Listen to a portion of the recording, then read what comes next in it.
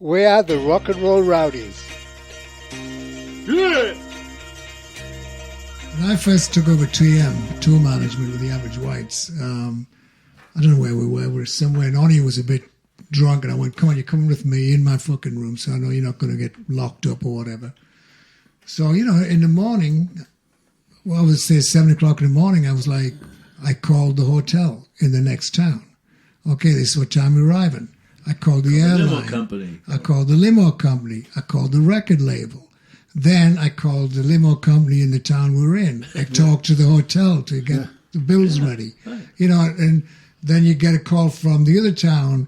Oh, can you go to this radio station? Can you do this? Can you do this? And I just say, you can do as much as you want, as long as I'm at the gig at 4 o'clock for sound check. Let AWB are fucking heavy on sound check. You know, 4 o'clock. And Onnie's looking at me like petrified. I'm like, what's wrong with you? He goes, I'm not fucking getting drunk anymore. I'm not staying in your fucking room anymore. And I'm like, wow, this is what I do. You know, I'm making sure everything's taken care of, you know. It was non-stop. It was non-stop. Funny, I was just talking to Onnie last week. He called me to see what artifacts I have and stuff like that. And he was saying to me, he remembers we did a later tour, way after you. We did a tour around Germany and Holland. And for some reason, he and I ended up taking a different boat. He says we shared a cabin. And when we docked at the other side, you know, Onnie's slow, the dormouse. Right. He says, we docked. He says, and then kind of, your alarm went. He said, I sat there and you were up, dressed, suitcase, bag ready to go. And he's like laying there, scratching. He says, I couldn't believe it. I said, yeah. I said, we're always like thinking. I said, I would sometimes set my clothes up, I'd walk along and stepping into them. Mm-hmm. You know, like he said, the mentality is so different. He said, I couldn't believe it. You just like got dressed and you were ready to go. Well, it was, yeah, you know, it's One of the ways that it be. You'd probably have to drag Onnie out of the fucking... Yeah. I mean, he was... Onnie would when take we were it. in Horrors, I think Lake Tahoe, he was just absolutely right. We're leaving in the morning. The limo's outside the hotel, and he's like, where the fuck's Onnie? So I had to go up, drag him out of bed, throw him in the shower, and he'd still come down sort of all right, sort of... And me and Molly are in the limo, and so we put him in the front with the driver because he was stinking and sort of, and That's Onnie. yeah, it was just sweaty and you know that sort of horrible sort of, and he's going liquid. We were all getting hammered. I remember that period. We did that gig in Harrods, and I had the fight with those Hells Angels. Were you there? We were hanging out with all these old boilers, and we were doing the Derek and Clyde. He's got fucking cancer of his arsehole. He's got cancer of his... Everybody was having a great time. And then all of a sudden, these guys that had been there the whole time said, you know, we don't think you should be talking that way in front of the ladies. I'm like, we've all been having a good fucking time here. Next thing, I'm getting a face pounding and fucking I'm telling them all a bunch of cunts and fighting them all off. But I had to drive the truck with Solly from Lake Tahoe to Connecticut, right? Well, some other... Short haul. Short haul, yeah. And so I remember Solly kept waiting for me to leave because I kept going back for one more line and one more shag with this like Japanese-American chick. She said to me, Granny, can you put like some coke in my ass? I go, okay, so it upended. What a waste of fucking coke. No, hang on. She didn't know what the fuck I was putting in there. So I had it upended like like an egg cup. Right. Putting a little bit, not a bit for me. So I kept saying to Solly, he'd be like, when are we leaving? I go, any minute. This bird's upside down with a fucking coke in her ass. Use it as an egg cup. Egg Like a cup, 3,000-mile drive ahead of me. I was in any hurry. Terrible.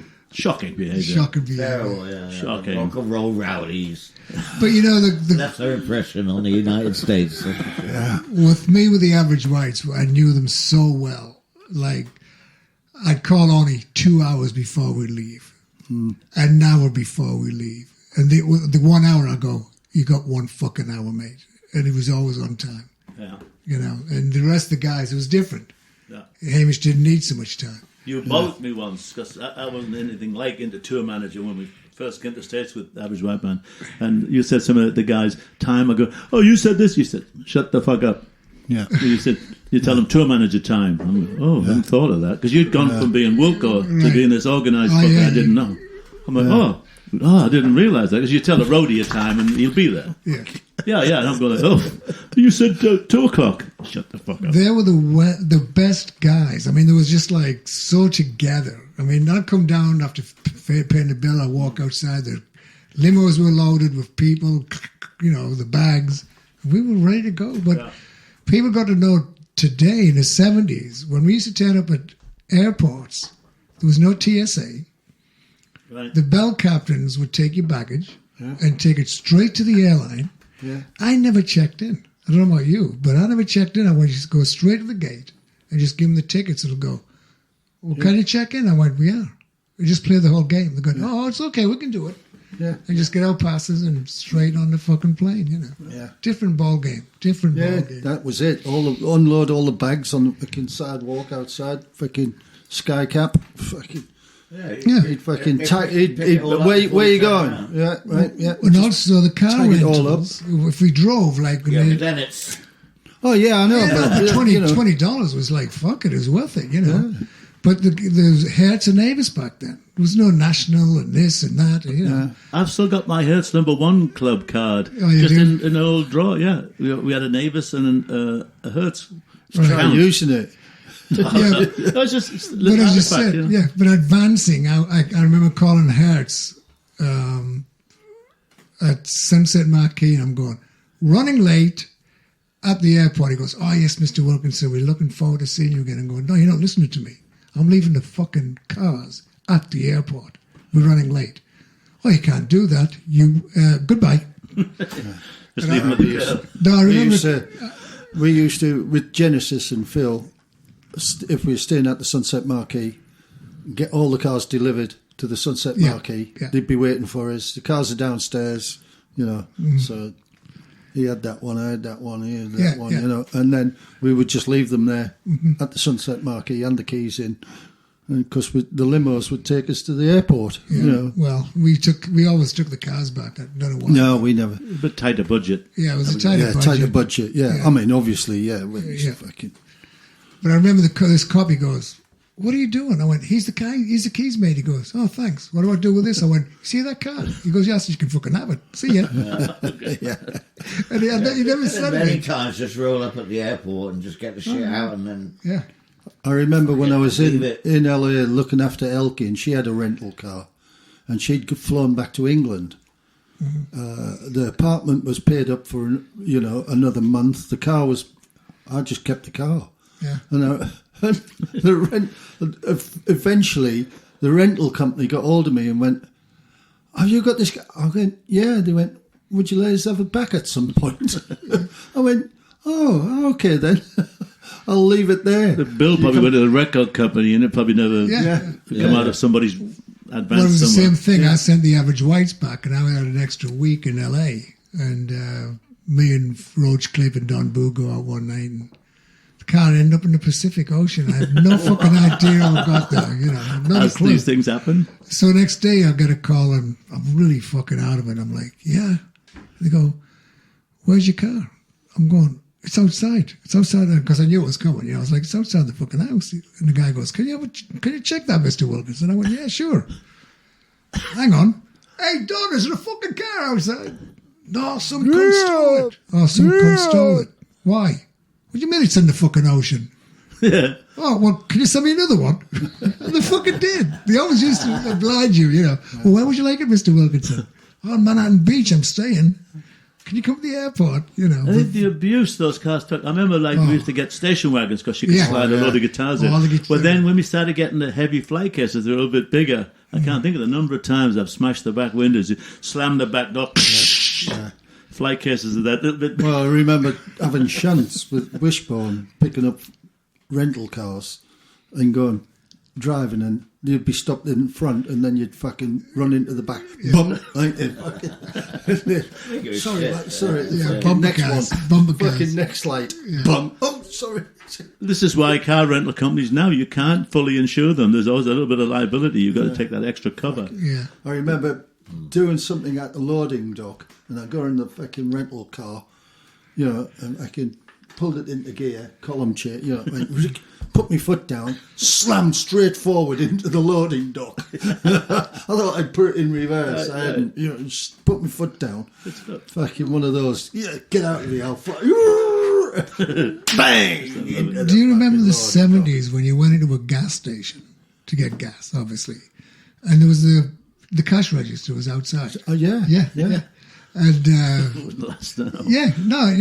gas, so I wasn't the tour manager, I was the roadie, and it was the first tour, and we got the gas, and I hear ching in the back of the car. I'm like, I turn around, and he's one of the guys that took the fucking cash register, and he's like, well, 10 for you, 20 for me, 5 for you, and pass it out. I think he took about 5 cash registers from fucking Portland out to LA, Every time you stop for gas. Yeah. Nowadays, I actually made money. Yeah. I thought it was per diem. Nowadays, you pay fucking $20, credit card swipe before it'll turn on. Yeah. But with the Average White Band, there were obviously the black music. Every time you flew in, you'd have your rental cars, and you turn your car on. It was always tuned to the black station. You'd be hearing advertising tonight down at the Enormo Dome. Come see AWB live from Scotland. Right. And then you get the hotel. They go AWB. All the guys. It was such a good vibe. It was brilliant. You said you get a little bit arrogant. That people were going to get carried away. That was the days. Yeah. Well, we didn't see that many white people. It was black promoters, black limo drivers, black hotels, black audience, which was fantastic. Because we crossed over and we played in New Haven, Connecticut. Never forget it. No, we had this big run of like 20,000 seaters, right? And here we are. It was in the New Haven or Hartford. And they were all white people just sitting there like that. I'm seriously, I hadn't a fucking clue what they were listening to. I mean, obviously there was people bopping away, but it was a seated arena. The majority of them, And we crossed over. Should have stayed in the fucking R&B section, We crossed over for... It was brilliant, though. I mean, the black community back then was just fucking awesome. Everything was happening. Took care of you. There was black promoters picked up on the Average White Band. I remember doing a big gig in Philadelphia with all these black bands, and it was the Spectrum. It was a bit fucking scary. We did a gig at an armoury. That's what you're talking about. Yeah, it wasn't the Spectrum. That's when the hip hop was just coming out. Hip hop. And the first thing that happened was we opened the back of the truck and a box of fucking T-shirts went missing like that. I remember that armoury. How much you get from? It was a shit it was edgy, because it wasn't the fun R&B vibe, but all that hip hop. It was nice. It wasn't nice. Starting to get that boom, boom, boom thing. Yeah, we supported the Gladys Knight and the Pips at the Spectrum.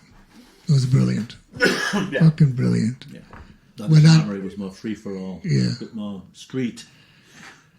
Where was that? Well, the Spectrum. The Spectrum. Yeah. Okay. Well, thankfully, the White Band did have a big black following. And all the R&B people knew it. Yeah. Well, that came in handy when I went drinking with Onnie McIntyre at Eamon Duran's, and I drank way too much Guinness from my own house and power puke. But I had to drive back to Connecticut that night. I got lost in the Bronx, and these guys pulled me out of my car. I'm sort of like. It's like a fucking bomb site, you know what the Bronx is like. And they pull me out of the van, and I'm playing the Average White Band card now. I'm going, hey man, I work with the Average White Band, pick up the pieces and all that, and they'd let me go. If we hadn't done, they probably would have kicked the shit out of me and killed me. Oh no, I've done that many, many times. With when I was doing the Shaka Khan thing. I mean, Mother's Finest remembered me because they supported the Average White Band. I remember. For all the Maze guys, and I was like, hey, listen, don't give me this fucking bullshit. I'm the Average White Band. And we're like, oh, you were? I was like, yeah, fuck this shit. I've had all this crap before. Yeah. You guys are playing. Yeah, you fucking playing over. I don't give a fuck. Get your fucking act together or get the fuck out of here. Yeah. I mean, I was going to pull a tour. Mother's Finest was like, oh yeah, this is Wilko from Average White Band days. I know. When doing Phil, we had the Phoenix Horns. From Earth, Wind and Fire on tour with us. They had at least 6 suitcases each. Yeah. And we were flying first class. And so we'd check in, excess baggage. I go, guys, you've just got a $50,000 excess baggage charge, you know, because we're flying to Singapore. You know, what for? Well, you've got 6 suitcases each. You're allowed, yeah, but we fly in first class. I said, and that's the fucking kicker, because they're based on the fare that you're paying. Yeah. The price per pound goes up. I said, they charge you by the pound. I said, and we were, £50,000 worth over. So you guys are paying the bill. Oh, What? We didn't. We paid it full. But after that, we just went, get rid of all this shit. He said, but... You don't need fucking 6. But they said, it's a black thing, you know, when you go on tour, you've got to have this outfit, that outfit. That. You have the dude suit, man. Yeah, you've got to have all... Get rid, or you pay. You pay for As it. soon as you say that one word, you pay. You pay. That's it. Well, you know, when I did Foreigner, we did Japan, and all the band are like, oh, you know, this is my schedule to pick my wife up. I'm going, I'm not picking your fucking wife up. They're going, well, you know, the band are taking their wives. I'm going, yeah, but you're the band. This is Foreigner. You're the backup band with Foreigner. So this is how it works. It's $150 from the airport to the hotel. Yeah. You paying it. End of conversation.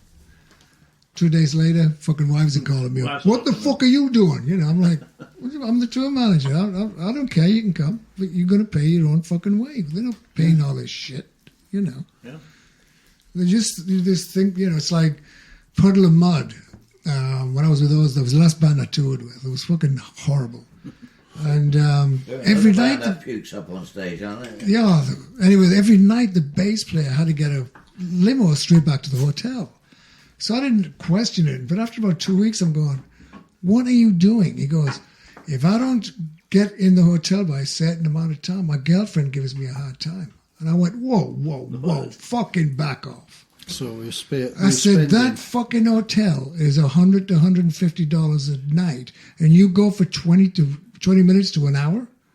I said, that is on your dollar.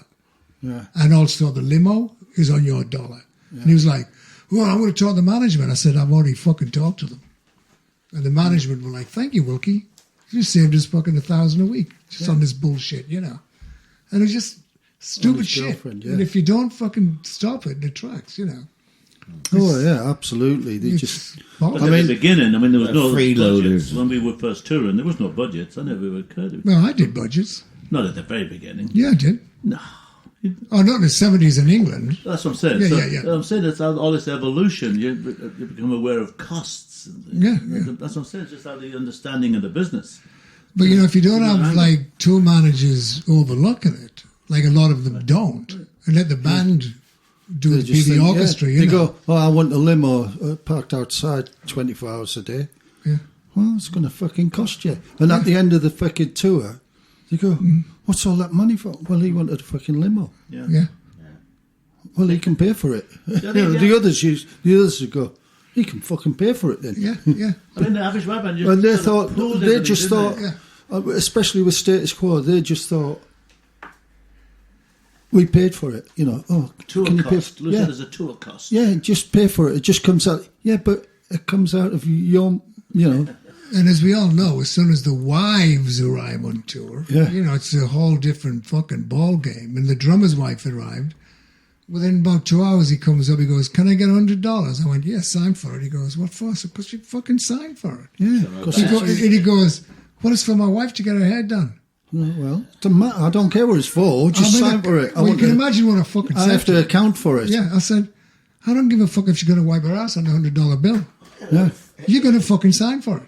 Yeah. You know? I said, when you come off this tour, he didn't stop. His wife wanted this, she wanted that. And I was like... Yeah. And the big break came. We were supporting Three Doors Down and Nickelback. And we're going into LA. And I was like, oh, here we go. So I got a text into my hotel room and I just put it in front of them all. Because the wives were saying, oh, we want 15 tickets here, 12 tickets there, you know. Yeah. And they were doing all the things. And I just put it right in front of them. And it said right in black and white from the management for Puddle of Mud, you are authorized your wife and 2 tickets. And that's it. Anything after those 2 tickets, you're paying for it. Yeah. And these fucking wives are going... you are the tour manager. I said, I'm not telling them shit. And first of all, ladies, you don't tell me anything. I don't want to listen to your garbage. It's garbage. Go fuck off.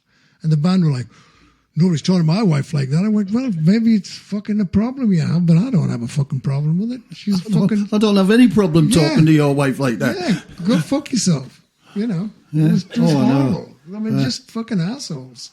Oh, well, you know, the other tour manager used to go and get his drugs. Guess what? That's why he's not with you. And I'm not a fucking drug dealer. So go fuck yourself, you know. But yeah, I mean, it's sort of fun, I suppose. Yeah, you know.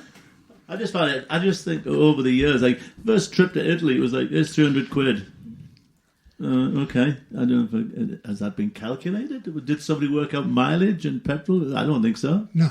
That'll get you there. And I don't know if I told you, Mal, Van de Graaff Generator, these guys have done a big, thick, hardback book about Van de Graaff Generator, and there's a whole chapter that the time I was with them. It's all my copies of the itineraries and stuff. Yeah. The itinerary was on cheap, thin, like tissue paper. Yeah, I know.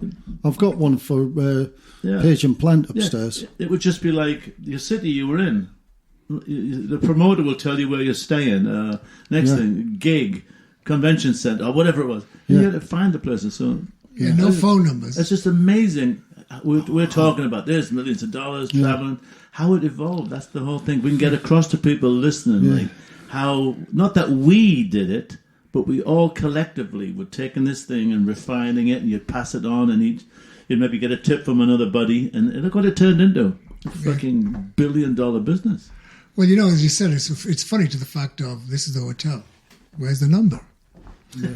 The gig, where's the number? Where's the address? Where's the promoter's Paladi number? Sports, Milan. Yeah. Paladi Sports, fucking Via Reggio.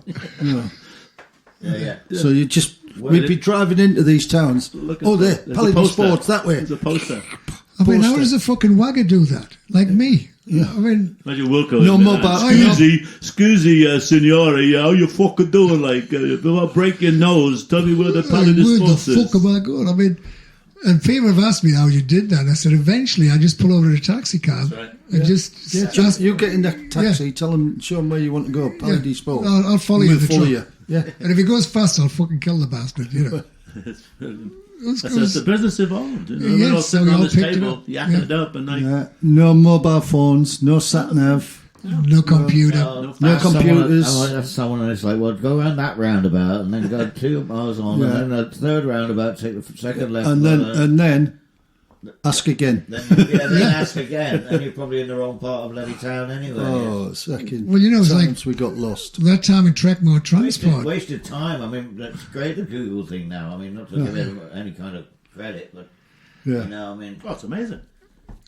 Takes you right there. 10 left at the Swan, go 4 miles. Well, what would Google do? How do you know what 4 miles was? Yeah. What would Google do? You were on this tour. We did a gig in Genova, in northwest Italy, and we got there, and you couldn't actually get the truck anywhere near the gig. We had to use donkeys, and kids were putting up us carry stuff. I mean, what would Google do with that? Someone we didn't lose half the gear. Fucking urchins make it up. How we did some of these gigs, I have no idea. I think back, like... We were like so obvious. People could think, oh, that's that English band. Let's steal all their equipment. How come it didn't happen more than it did? I don't know. Was it Italy, that gig with 1,000 steps? A couple of roadies counted them. Maybe. And it was 1,000 steps to get to the fucking stage. The first gig I did in Rome was 120 steps down. Right. That was enough. Yeah, those Roman amphitheatres, you know, the one in Orange. I had to get this big rack of, I don't know, remember the rack of stuff I had with tape machines and DVLs in it. I had to get it up through all these little narrow, you know, around the that was his toy.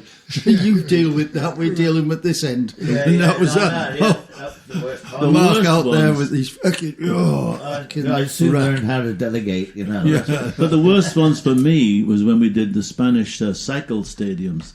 Because at 6 a.m, the first truck, you open the back doors and all the scrap irons there from the rigging and all that, and all these wallies are like, you hear them taking off. Like, what the fuck is the Spanish guys? You know, there's definitely a North and South European thing. In Italy and Spain, they're looking at that, and they would take one piece of equipment and they go off the loading thing, into the building. They'd be down a corridor. Then you had to get over the cycle track and then to get across the floor and up onto the stage with the grand piano in a case. Oh, got to call it. And then I'm getting seizure. We're having a seizure. That's the end of Rock and Roll Rowdies. Thank you very, very much, and we'll speak to you tomorrow. To be continued. Good night. Tea time. You can hear more from the Rock and Roll Rowdies on all major podcast platforms. And please follow us on facebook.com/Rock and Roll Rowdies. Yeah!